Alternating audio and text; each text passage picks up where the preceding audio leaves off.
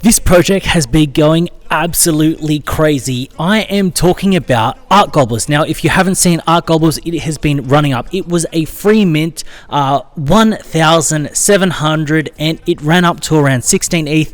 It's had 7,000 ETH worth of volume. Absolutely crazy. In this video, we're going to do a post-drop analysis, just how far it's run, who the profit takers are, who the whales are, all those stats, so you can find out what is actually underneath the hood of Art Gobblers. Now what I'm going to do is I'm going to jump in and have a look at the stats, and the stats that we're going to be looking at come from Nansen. Now I'm a huge fan of Nansen. There is an affiliate link down below so you can actually kind of jump and check that out. Affiliate link means that if you end up signing up for it, I'll end up getting a kickback, but I think it's a great tool, professional tool.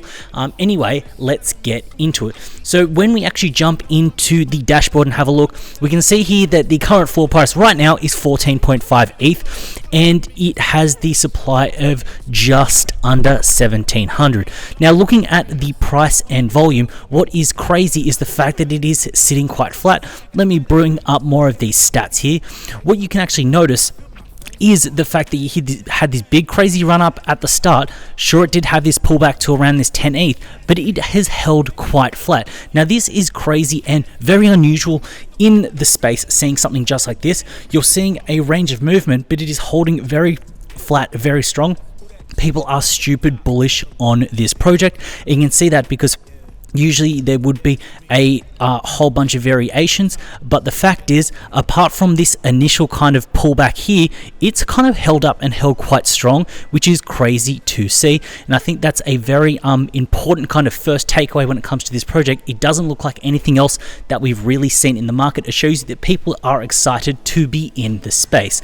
Now what we're going to do now is have a look at the balances. So the top balances, who holds the most, how much do they hold, etc., things like that. When we actually jump in and have a look, we can see that the top wallet holds 56 of these NFTs. Next up, you've got 33, 29, and then all the way down to wrap out this sort of top 20, you can see that they're holding around 9.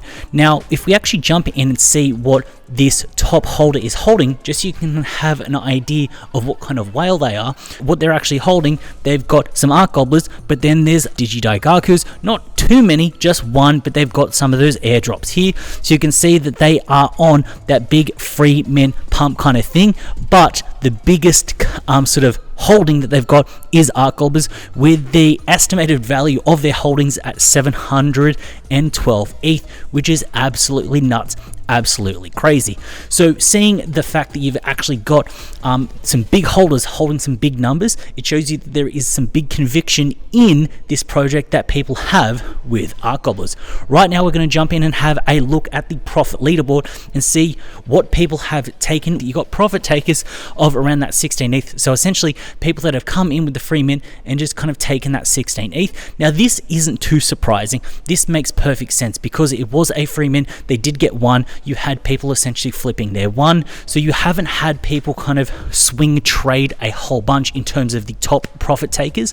So you can see here, I'll point it out right here, the fact is you've got NFTs bought, you've then got NFTs sold, and you can see here 1111, which means that they've essentially bought and sold one, and this can kind of show you how they're actually kind of moving.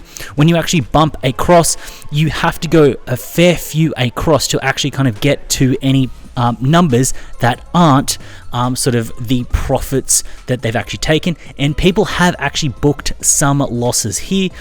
You can see someone here has actually kind of made -9. You can see someone here -38.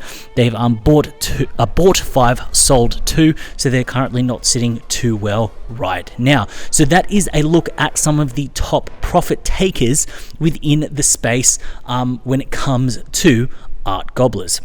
Now what we're going to jump in right now and have a look in is what the trades are actually kind of doing. So where the entry points for some of these kind of top 5 buying addresses, but also the smart money.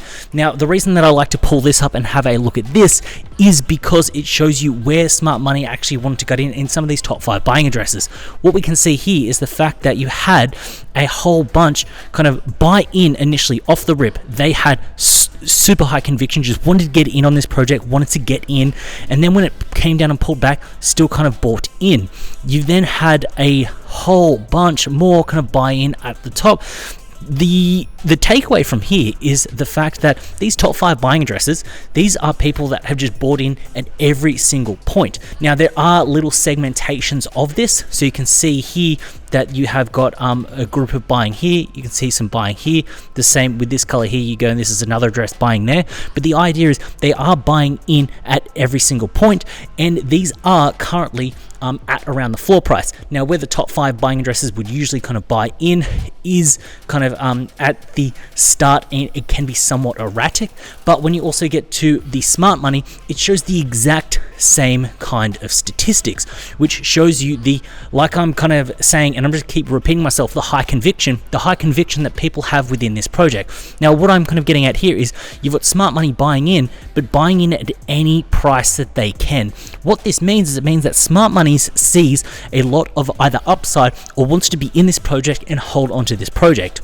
What you would usually see is smart money buying in well below the current floor price. And the fact is, smart money has been buying in at where the sort of trading was happening. They weren't kind of sniping anything in particular, just sniping at the 10s or just sniping at the 11s. They were picking up 12s, 13s, 14s, 15s. They were within this kind of realm, just snapping up when they can. They were truly, like well and truly into that FOMO section.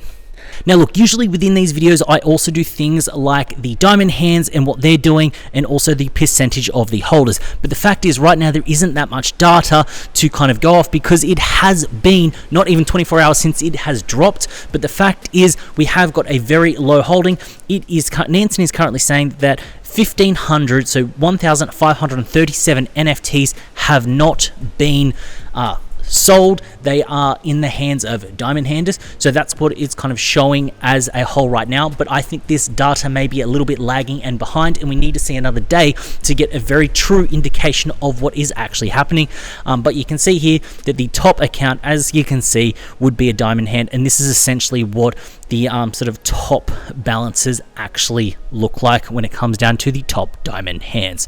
So that is a rundown, a look under the hood at Art Gobblers, the top profit takers, the top balances, and some of the price action. What I'm going to do right now, jump in and have a look at the kind of floor price and kind of have an estimate and guesstimation of where it is and where it can go.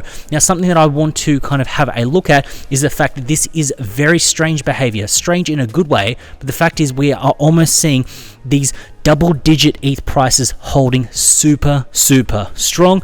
I don't think it will hold forever. Yes, there will be a pullback, especially once the tokenomics and that kind of thing kicks in, so there will be some kind of pullback. But for the short period of time, it looks like we have removed this volatility.